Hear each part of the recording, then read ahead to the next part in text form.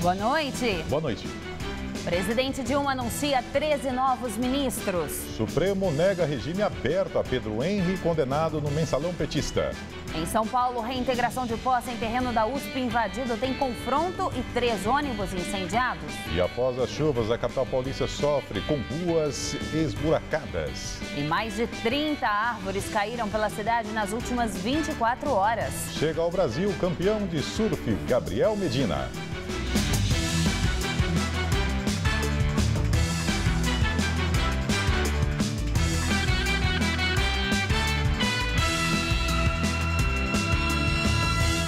O presidente Dilma Rousseff anunciou no início da noite, por meio de nota oficial, os nomes de 13 novos integrantes do primeiro escalão do governo federal. Nesta nova leva, o novo Ministério de Dilma tem perfil político. Entre os nomes estão os futuros ministros da Educação, Defesa e Cidades. Veja a lista. O atual ministro do Esporte, Aldo Rebelo, do PCdoB, vai para a Ciência e Tecnologia. Na Educação, entra o governador do Ceará, do PROS, Cid Gomes. O PMDB terá 6 ministros. Edinho Araújo no Ministério dos Portos. O líder do governo no Senado, Eduardo Braga, em Minas e Energia. Ele governou o Amazonas por 8 anos. Eliseu Padilha na Aviação Civil. Padilha foi ministro dos Transportes do governo Fernando Henrique Cardoso. O partido ainda terá Helder Barbalho, filho do senador Jarder Barbalho, na Pesca. Helder disputou o governo do Pará, mas perdeu a eleição. A senadora de Tocantins, Cátia Abreu, na Agricultura. Ao ser sondada por Dilma, sofreu vários ataques de movimentos sociais. E permanece no Turismo, Vinícius Lages, indicação do presidente do Senado, Renan Calheiros. Da cota do PRB, entra o deputado federal Jorge Hilton no Esporte. Do PSD, vai para a pasta das cidades o ex-prefeito da capital paulista, Gilberto Kassab. Na Defesa, entra o petista e governador da Bahia, Jacques Wagner. Na Igualdade Racial, entra Nilma Lino Gomes. E, por fim, na Controladoria Geral da União, Valdir Simão. Hoje, mais cedo, o ministro da Justiça, José Eduardo Cardoso, afirmou que o procurador-geral da República, Rodrigo Janot, negou repassar ao governo federal qualquer informação sobre políticos citados nas delações premiadas de investigados pela Operação Lava Jato. Ontem, em café da manhã com jornalistas, a presidente Dilma havia dito que consultaria o Ministério Público Federal para checar se políticos cotados para assumir assentos na esplanada dos ministérios tinham sido mencionados nos depoimentos da Lava Jato. Segundo o ministro da Justiça, com a recusa do Ministério Público, o anúncio dos futuros ministros será feito levando em conta apenas informações oficiais disponibilizadas ao Executivo Federal. Cardoso disse que o Procurador-Geral da República, Rodrigo Janot, informou que o conteúdo das delações premiadas está sob sigilo. O Supremo Tribunal Federal negou o pedido de progressão de regime do semiaberto para o aberto ao ex-deputado federal Pedro Henry, do PP de Mato Grosso, condenado no processo do mensalão petista. Segundo o ministro Luiz Roberto Barroso, a mudança só será permitida após o ex-parlamentar pagar a multa de R$ 1.300.000 imposta na ação penal em que foi condenado a 7 anos e 2 meses de prisão. Henry foi condenado por corrupção passiva e lavagem de dinheiro. A defesa de Henry disse que vai recorrer da decisão. E o governador Geraldo Alckmin anunciou hoje o nome de Clodoaldo Pelicione para a Secretaria dos Transportes Metropolitanos. Atualmente, ele é secretário de Logística e Transporte. Ele assume o lugar de Jurandir Fernandes, que já havia comunicado ao governador sua intenção de não permanecer no cargo. A Secretaria de Transportes Metropolitanos é responsável pela gestão do metrô e da CPTM. A pasta é também uma das mais criticadas em razão dos atrasos de obras de mobilidade sobre trilhos. A chuva que caiu durante todo o dia de hoje em São Paulo começou ainda na noite de ontem. O temporal causou transtornos até no litoral paulista. Aqui na capital, segundo a prefeitura, mais de 30 árvores caíram até agora à noite. Uma pessoa morreu atingida por uma delas. Às 9 da noite, o estado de atenção já tinha sido decretado para a cidade inteira. A chuva, que entrou pela madrugada, alagou importantes avenidas. Pelo menos 5 córregos transbordaram. De acordo com o CGE, o rio Tietê, ainda volumoso nesta tarde, chegou a cobrir o asfalto perto da Ponte das Bandeiras. Já o Departamento de Águas afirma que o rio atingiu, na madrugada, a cota limite e voltou ao leito logo em seguida. Foram 60 milímetros de chuva, mais de 30% do volume esperado para o mês inteiro. Um carro ficou preso num buraco que se abriu na rua Dona Veridiana, em Santa Cecília. Ninguém se feriu. Perto dali, parte do muro do cemitério da Consolação desabou sobre um carro que estava estacionado. Em Higienópolis, uma pessoa morreu. Ricardo Luiz Mendes, de 33 anos, não resistiu aos ferimentos depois que um tronco atingiu o táxi em que ele estava. O motorista saiu ileso. A prefeitura diz que não havia nenhum chamado com referência a essa árvore. Esta tarde, na região da Consolação, equipes da prefeitura faziam a remoção de um galho que caiu sobre um carro ontem à noite. Com relação a esta árvore em específico, já havia queixa na prefeitura. O dono do posto, que fica em frente e cuja cobertura já foi atingida também por galhos, diz que fez vários alertas à prefeitura, mas até hoje não obteve resposta. Sempre comunica a prefeitura. Normalmente a gente comunica, mas se a gente aguarda, eu devo estar uns 2 anos esperando. E só vieram hoje porque aconteceu o acidente ontem. Um alagamento bloqueou a rodovia Anchieta, que ficou congestionada no sentido litoral. Reflexo também das inundações que atingiram 5 cidades da Baixada Santista, onde o volume de chuva acumulado até esta manhã, 171 milímetros, foi o maior das últimas 4 décadas. Na Zona Oeste, reintegração de posse de terreno que pertence à USP termina com 3 ônibus queimados e confronto com a polícia. O terreno foi invadido por sem-tetos e funcionários terceirizados da USP no sábado. A área fica próxima ao Hospital Universitário, no Butantã, zona oeste da cidade. Hoje pela manhã, os invasores entraram em confronto com a polícia. 3 ônibus foram queimados dentro da cidade universitária. Os manifestantes tentaram bloquear a Avenida Corifeu de Azevedo Marques e uma guarita da universidade também foi atacada. Segundo a Polícia Militar, as famílias começaram a ser retiradas do terreno por volta das 11 da manhã. Por meio de nota, a USP informou que pediu a reintegração com a responsabilidade de manter a integridade dos espaços que compõem o patrimônio da universidade, incluindo a área desocupada necessária para suas atividades. A universidade reconhece a gravidade dos problemas sociais e habitacionais da população da favela São Remo e que participa do desenvolvimento de ações de reurbanização em parceria com os governos municipal e estadual. O Conselho da Santa Casa de Misericórdia de São Paulo aprova o afastamento do provedor Calil Rocha Abdala e libera imóvel na Paulista como garantia de empréstimo. Em reunião realizada nesta terça-feira, a mesa administrativa da Santa Casa de São Paulo aprovou o pedido de afastamento feito no último domingo pelo provedor Calil Rocha Abdala. O advogado deve ficar afastado do cargo de provedor da entidade por no mínimo 90 dias, enquanto a sindicância que vai investigar possíveis irregularidades durante sua gestão estiver em andamento. Essa licença foi no melhor intuito da Santa Casa para dar mais lisura e transparência a uma novidade, mais do que novidade, de uma necessidade da Santa Casa em apurar em sindicância possíveis responsabilidades do que foi auditado. O provedor, num ato maior, se licencia para dar mais transparência para essa sindicância.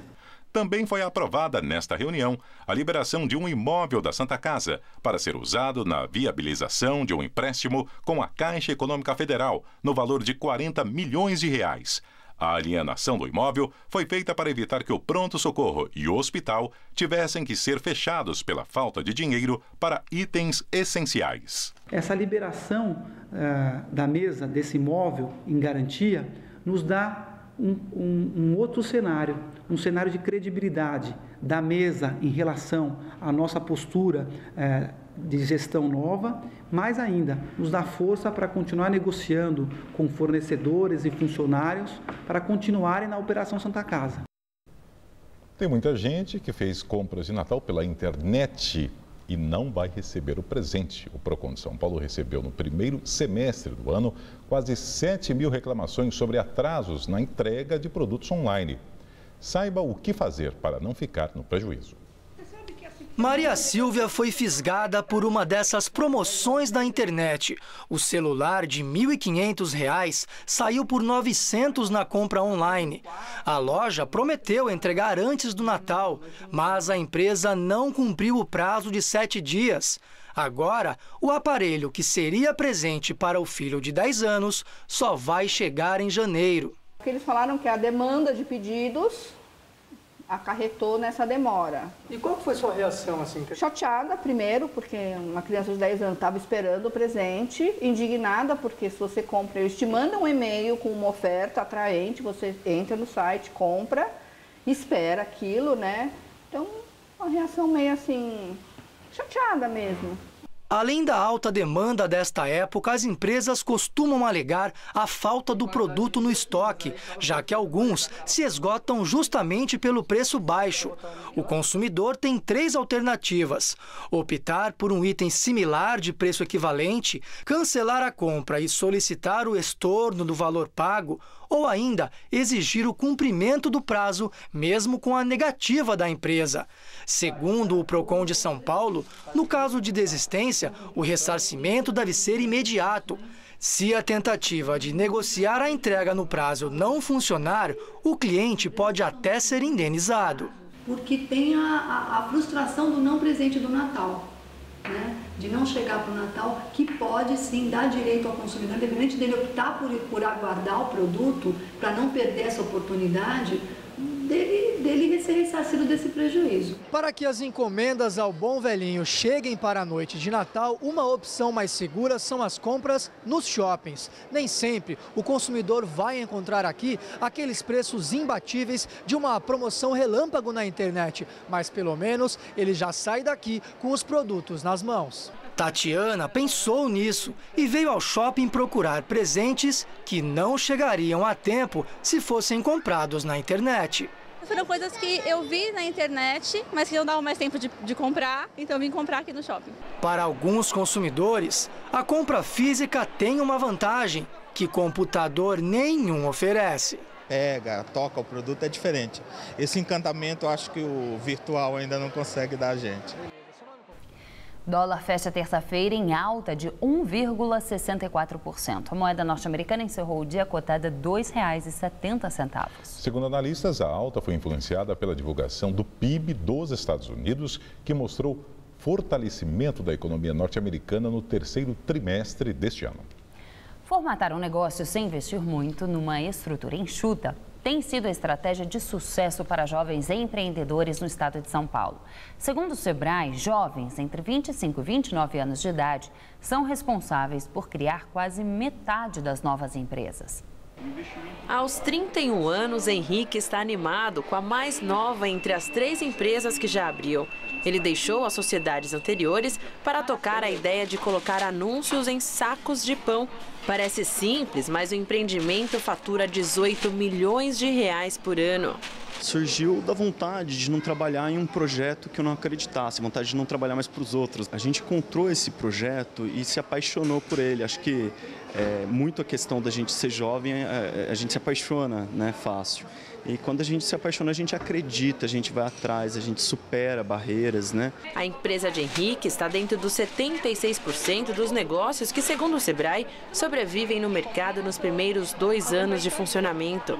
Após 3 anos, a empresa já soma 180 franqueados em todo o país. Esta padaria na Zona Leste já adotou a proposta. O gerente conta que passou a economizar 15% do que costuma gastar com saquinhos convencionais de pão. Hoje em dia, o máximo que você puder economizar de qualquer lado tem que se economizar, porque senão a coisa não dá, a coisa está realmente difícil. De acordo com o Sebrae, das empresas com até 5 anos de existência, 46% foram criadas por jovens de 25 a 39 anos. Desse total, 38% são de jovens que largaram o emprego em grandes empresas para conquistar o próprio negócio.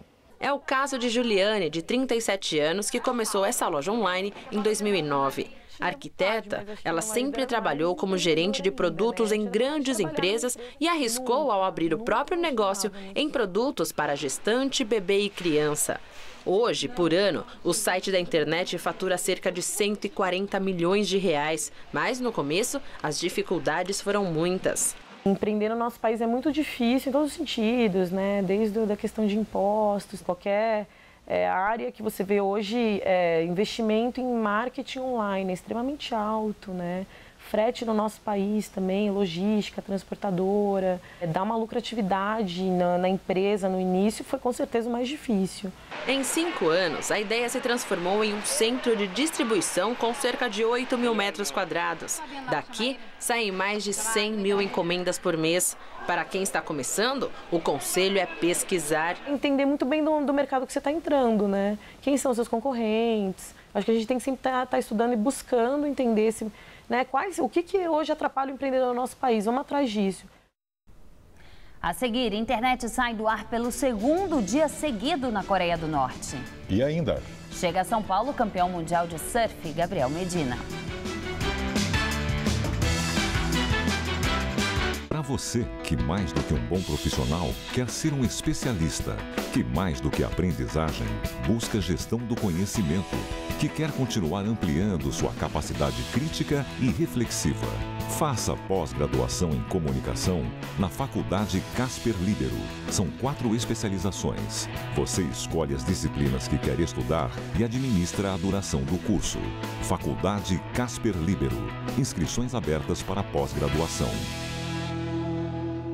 No caos da cidade, existe um lugar que transmite alegria. É hora de se olhar, de sonhar e de se abraçar. É hora de acreditar, de sorrir e se emocionar. Encontrar com os amigos, receber e ser bem recebido. Pra você é que a gente faz. Na Gazeta a gente quer mais. Felicidade e paz. Pra você um ano demais. Na Gazeta a gente quer mais. Felicidade e paz. Em 2015, vamos continuar transmitindo alegria. Você quer curtir um musical de primeira? O cantor mineiro Vanderly traz sua MPB ao Todo Seu de hoje. E tem uma conversa sobre adoção, que vai tirar muitas das suas dúvidas sobre o assunto. Estou aqui te esperando. Todo Seu, hoje, 10h30 da noite.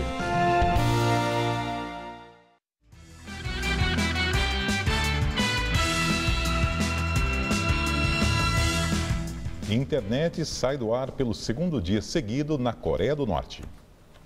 Ontem, o país já havia ficado mais de 9 horas sem internet. A informação é do grupo de especialistas americanos que monitoram as tentativas de Pyongyang de permanecer online. As 4 redes de internet da Coreia do Norte são gerenciadas por uma empresa chinesa. Elas teriam caído novamente depois de apresentar instabilidade por várias horas. A queda aumenta as especulações de que o isolado regime de Kim Jong-un sofre um ataque em massa por parte dos Estados Unidos em represália pelo cyberataque à companhia Sony Pictures. Washington acusou a Coreia do Norte de estar por trás do roubo de informação digital dos estúdios de Hollywood e o presidente Barack Obama prometeu responder na mesma proporção. O governo de Pyongyang negou o envolvimento e afirmou que os Estados Unidos deveriam pedir desculpas e ainda declarou que seu exército está preparado para um confronto com os americanos em todos os espaços de guerra, inclusive o cibernético. E um novo ataque na França leva as autoridades a reforçar a segurança em todo o país. O 3º caso em 3 dias aconteceu em Nantes. Uma pessoa morreu. Um homem jogou uma van sobre pedestres que estavam na calçada numa feira de Natal em Nantes, a 6ª maior cidade da França.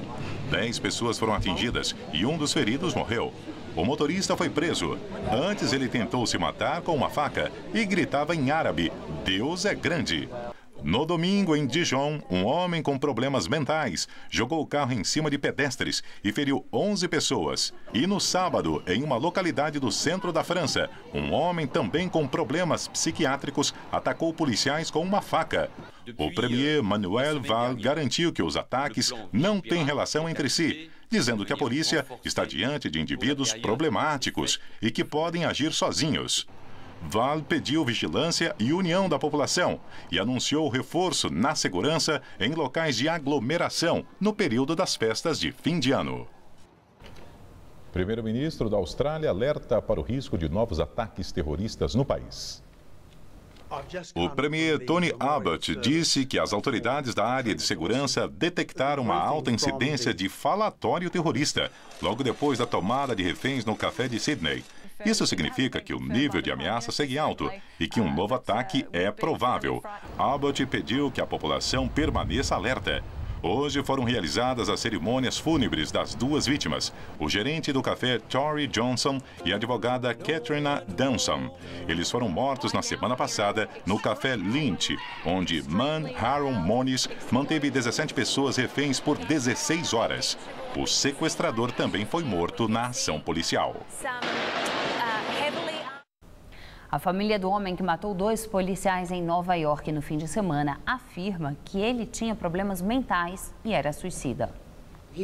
A irmã de Ismael Breslin diz que ele não recebeu do governo a ajuda que precisava para tratar dos problemas psiquiátricos. A polícia de Nova York divulgou imagens de uma câmera de segurança que mostram Breslin entrando num shopping do Brooklyn pouco antes do crime. Ele matou a tiros os policiais Wendian Liu e Rafael Ramos dentro de uma viatura estacionada. Ele postou em rede social que queria se vingar contra ações policiais que resultaram em mortes de negros desarmados. Mais um caso de impunidade faz crescer a tensão racial no país. Um policial branco de Milwaukee não vai ser acusado pela morte de um doente mental negro desarmado. O caso aconteceu em abril. O policial encontrou o homem deitado num parque. Os dois teriam brigado. O policial matou o homem com 14 tiros. O policial foi demitido. O procurador afirmou que ele não vai ser acusado porque atirou em legítima defesa. Chegou hoje em São Paulo o campeão mundial de surf, Gabriel Medina. Com a taça na mão, o surfista de 21 anos foi recebido com festa dos fãs no aeroporto de Guarulhos. Gabriel Medina falou aos jornalistas ao lado da mãe, da irmã mais nova e do padrasto, que é também o técnico dele. Mais cedo, o jovem surfista foi recebido com gritos de campeão ao desembarcar no aeroporto, carregando o troféu, fruto da conquista do título mundial no Havaí na última sexta-feira. No aeroporto, Medina foi cercado pela multidão, houve até um certo tumulto e o atleta teve de sair do saguão escoltado. Amanhã, ele e a família seguem para Maresias, no litoral norte, onde eles vivem e onde estava sendo preparada uma grande festa para receber o primeiro brasileiro campeão do mundo de surf. Mas essa comemoração foi cancelada em respeito à situação difícil que a cidade atravessa por causa das últimas chuvas. Mas até o meio do ano que vem, a Prefeitura de São Sebastião deve erguer um monumento numa praça em homenagem ao atleta e ao feito inédito para o surf brasileiro. Impressão de ultrassonografia em 3 dimensões é sensação entre as gestantes do Brasil. Em parceria com o Instituto Tecnológico do Rio de Janeiro, o Laboratório Paulista realiza o procedimento de graça para grávidas com deficiência visual. O valor do exame da rede particular é de R$ 2.520. Davi Lucas acaba de completar 1 aninho de vida e é filho de Ana Paula e Álvaro. O casal é deficiente visual e teve receio quando descobriu a gravidez. O medo da criança ter a patologia por ser congênita, a insegurança mesmo de como cuidar. Pra gente que é deficiente é complicado, eu achava que era muito difícil, né? Estes moldes são do próprio Davi Lucas, feito a partir da ultrassonografia, aqui com 12 semanas de gestação, com 22 e já com 33, quase 8 meses. São impressões em 3D que agregam o tato para que deficientes visuais possam acompanhar o desenvolvimento do bebê ao longo de toda a gravidez. Mesmo o médico descrevendo tudo isso, para a gente faltava alguma coisa, né?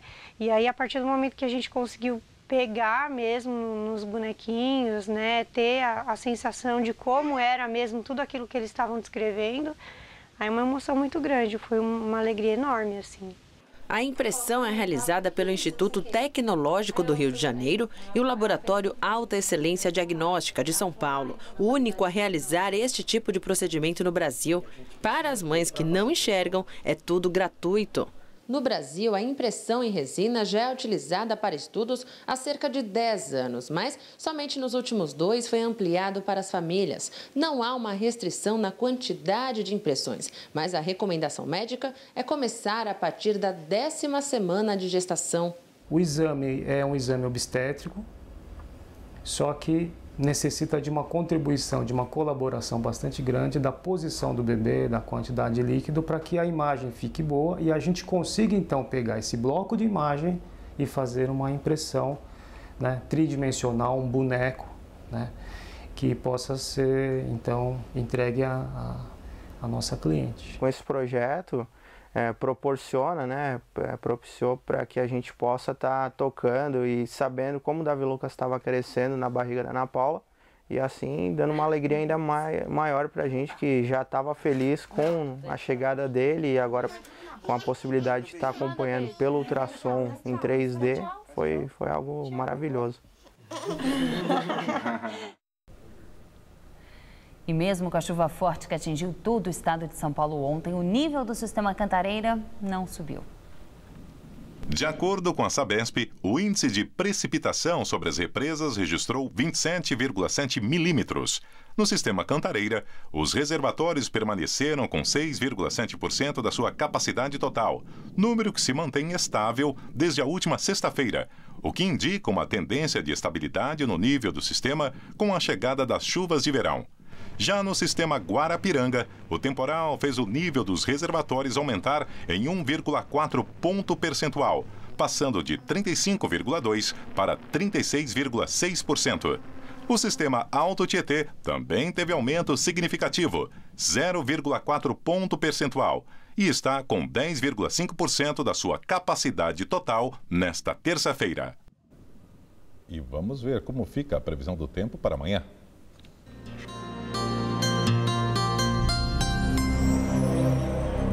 A frente fria que estava sobre São Paulo se afasta, mas áreas de instabilidade continuam sobre o estado. O sol aparece entre muitas nuvens, o ar fica abafado e são esperadas pancadas de chuva isoladas. Amanhã, no centro-oeste, máxima de 26 graus em Marília. No centro-norte, máxima de 29 graus em Araraquara. E na faixa leste, incluindo o litoral, o céu fica nublado o dia todo com temperatura amena e chuva fraca. Máxima de 25 graus em São José dos Campos. Amanhã, aqui na capital, o tempo fica chuvoso e os termômetros continuam baixos, com máxima de 22. Na quinta-feira, dia de Natal, são esperadas pancadas de chuva a partir da tarde. A máxima pode chegar aos 26. E na sexta, também há previsão de pancadas de chuva à tarde e à noite. A máxima sobe para os 29 graus. A edição das 10 do Jornal da Gazeta termina aqui. Boa noite. Fique agora com o Rony Fon no Todo Seu. Uma ótima noite para você e até amanhã.